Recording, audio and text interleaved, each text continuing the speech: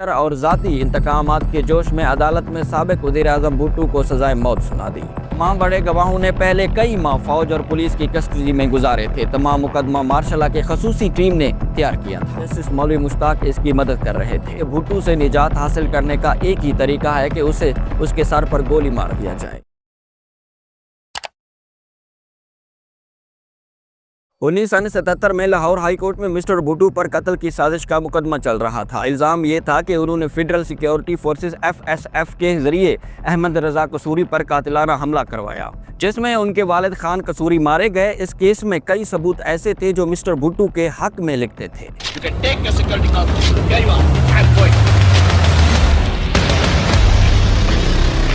भुट्टो की हुकूमत खत्म हो चुकी है। सारे मुल्क में मार्शल नाफिज कर दिया गया है।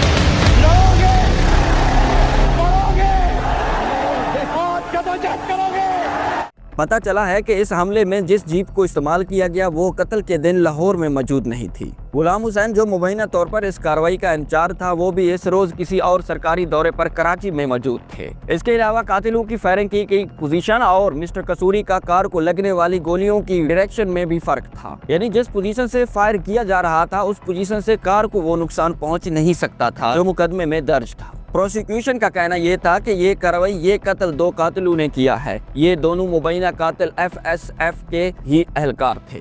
अरशद इकबाल राना और इफ्तिखार इनकलाब थे। इनकी इतराज़ की बयानात लिए गए थे जिसमें उन्होंने पूरे वाक़े को तफसील से बयान किया।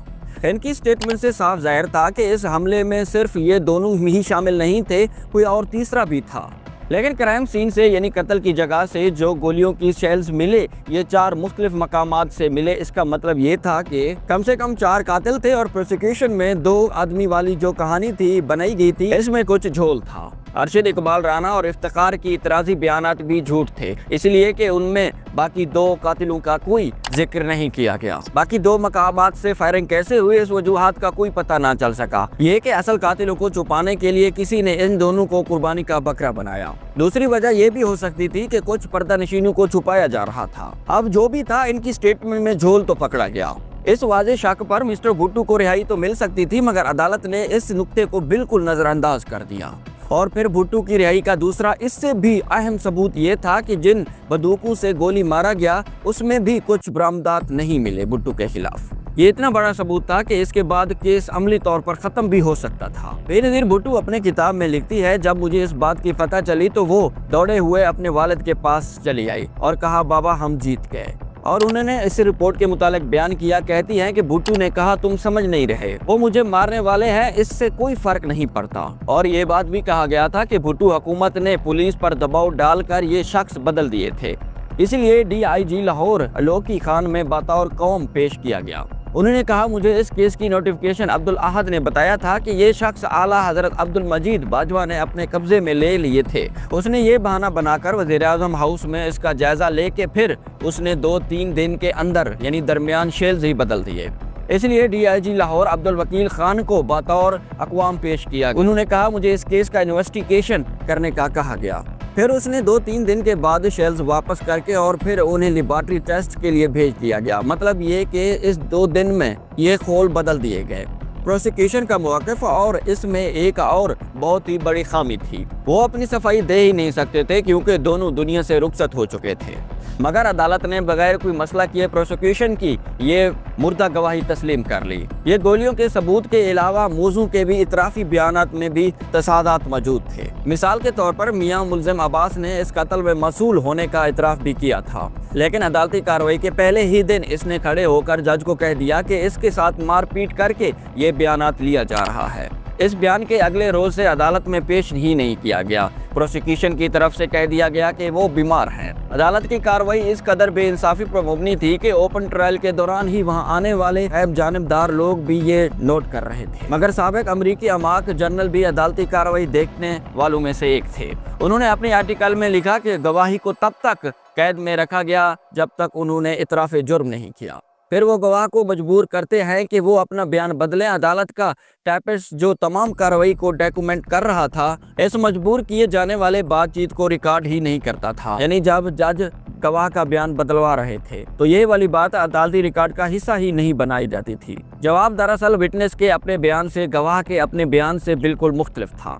इसके अलावा चीफ जस्टिस मौलवी मुश्ताक ने भुट्टो के वकीलों को भी तोड़ने की कोशिश की। बेनज़ीर भुट्टो लिखती है अपनी किताब में कि चीफ जस्टिस ने भुट्टो के मरकजी वकील MD ऐवान को अपने चैम्बर में बुलाया। उन्होंने वकील से कहा, तुम अपने फ्यूचर के लिए क्यों नहीं सोचते?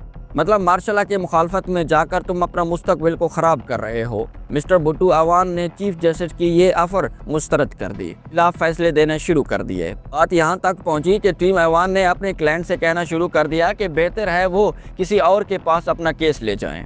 अदालत के अंदर भी मामला गर्म रहता था। समाअत के दौरान अब्दुल रहमान अली भुट्टो कई मरतबा चीफ जस्टिस और बाकी जजेस के साथ उलझ पड़ते थे, अली कलमी हो जाती थी। अदालत ने अपने फैसले में भी लिखा कि मिस्टर भुट्टो हमें धमकियां देते रहे और हमारी तौहीन करते रहे कि उन्होंने साबिक वज़ीर-ए-आज़म के साथ गलत बर्ताव किया। भुट्टो की एक खातून वकील तात याकूब ने मीडिया को ऐसे ही एक वाक़े की तफसीलात बताई। जब जजेस का ये रवैया जुल्फ़िकार अली भुट्टो की बर्दाश्त से बाहर हो गया तो उन्होंने 9 जनवरी 1978 से अदालती कार्रवाई का बाइकआउट कर दिया, मगर मुकदमात इसी तरह चलता रहा। 25 जून 1978 के रोज़ अदालत बंद कमरे में अपना मनमाना फैसला सुनाने के लिए भी तैयार थे। 18 मार्च 1978 पाकिस्तानी तारीख का एक दिन था जब मार्शल लॉ के प्रेशर और ज़ाती इंतकामात के जोश में अदालत में साबिक वज़ीर-ए-आज़म भुट्टो को सज़ाए मौत सुना दी।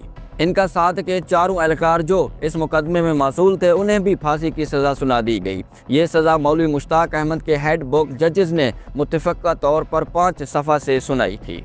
एक चौंका देने वाली बात यह भी थी, अदालत ने अपने मैंडेट से हटकर भुट्टो के मुसलमान होने पर भी शक का इजहार किया था। फैसले में लिखा गया कि वज़ीर-ए-आज़म पाकिस्तान को सिर्फ नाम का मुसलमान नहीं होना चाहिए जो की परवाह किए बगैर अपने हल्फ की खिलाफ वर्जी करे। ऐसा शख्स आइन और कानून की बुनियादें उखाड़ देगा। मौलवी मुश्ताक हुसैन ने फैसले में मजहबी हवालों को इस्तेमाल किया था और जुल्फ़िकार अली भुट्टो के सच्चा मुसलमान न होने का सर्टिफिकेट इसी तरह जारी किया। फैसले के इस हिस्से पर भी बहुत तनकीद हुई। साबिक वज़ीर-ए-आज़म की डिफेंस टीम भी शोर मचाती रही कि ये तो ढोंग रचाया जा रहा है। भुट्टो ने जेल में लिखी गई अपनी किताब अफवाह और हकीकत में भी इस फैसले पर सख्त इतराज़ात किए हैं। इसके अलावा मिस्टर भुट्टो लिखते हैं कि तमाम गवाह सरकारी मुलाजमीन थे जो मार्शल लॉ हुक्मरानों के रहमो व करम पर थे।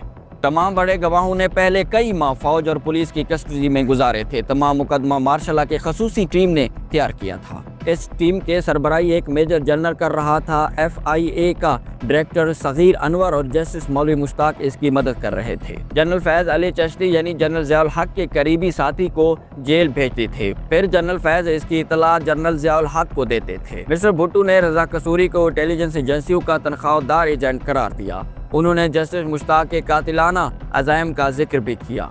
वो लिखते हैं कि 1975 में मौलवी मुश्ताक अहमद ने गुलाम मुस्तफ़ा खर से कहा था कि भुट्टो से निजात हासिल करने का एक ही तरीका है कि उसे उसके सर पर गोली मार दिया जाए। इंटरनेशनल मीडिया के सामने भी कहते थे। हालांकि इनसे बढ़कर कौन जानता था, जब भी उनसे अदालत पर दबाव की बात की जाती, ये सवाल पूछा जाता तो वो इससे इनकार कर देते थे और अदालत का दिफा करते। मार्शल लॉ फिर सिर्फ अदालत ही का दिफा नहीं